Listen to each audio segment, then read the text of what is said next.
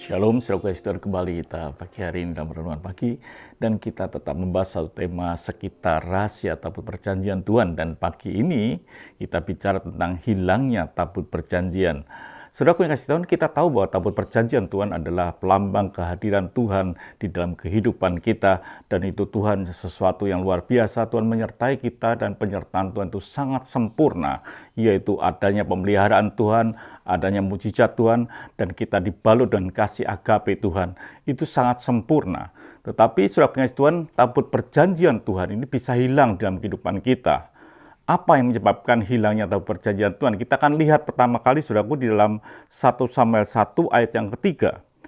Orang itu dari tahun ke tahun pergi meninggalkan kotanya untuk sujud menyembah dan mempersembahkan korban kepada Tuhan semesta alam di Silo. Di sana yang menjadi imam Tuhan ialah kedua anak Eli, Hofni, dan Pinehas. Saudaraku yang kasih Tuhan, ini menceritakan bahwa waktu itu tabut Tuhan ada di Silo, sehingga orang datang ke sana untuk mempersembahkan korban. Tetapi apa yang terjadi di Silo, saudaraku, yang kita harus ketahui, itu yang menyebabkan tabut Tuhan itu bisa hilang di dalam kehidupan kita. Dikatakan di dalam 1 Samuel 2 ayat yang ke-12, adapun anak-anak lelaki Eli adalah orang-orang dursila, mereka tidak mengindahkan Tuhan.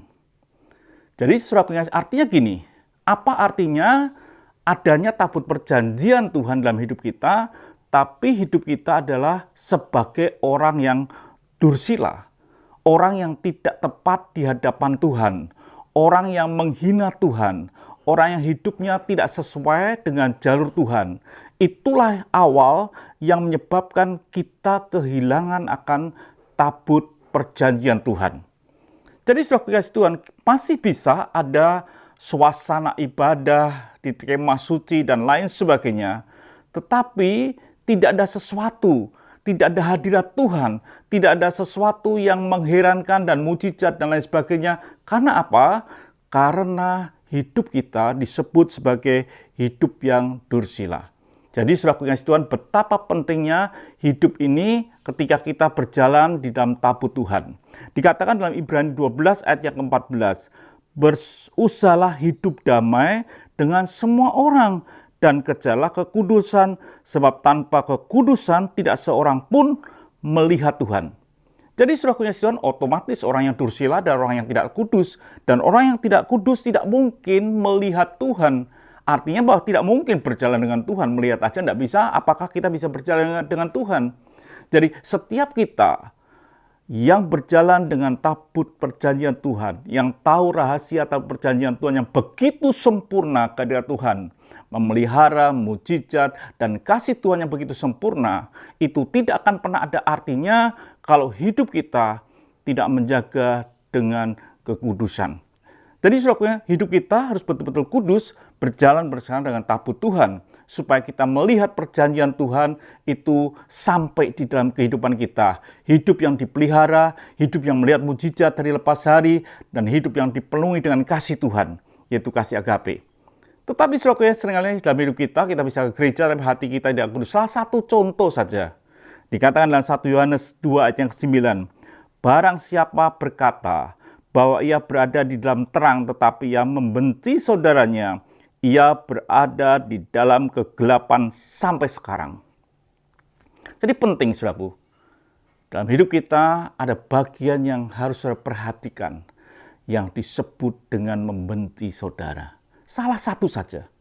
Ketika saudara berkata, aku ada dalam terang, beribadah, tapi hidup saudara ada kebencian dengan orang lain, itu saudara masih ada di dalam kegelapan. Artinya, saudara tidak ada bersama dengan Tuhan. Walaupun mungkin ada tabut perjanjian, tapi tidak ada maknanya apa-apa dalam hidup saudara. Saudara tidak akan pernah nikmati akan hasil, atau tidak pernah menikmati akan yang disebut kuasa tabut perjanjian.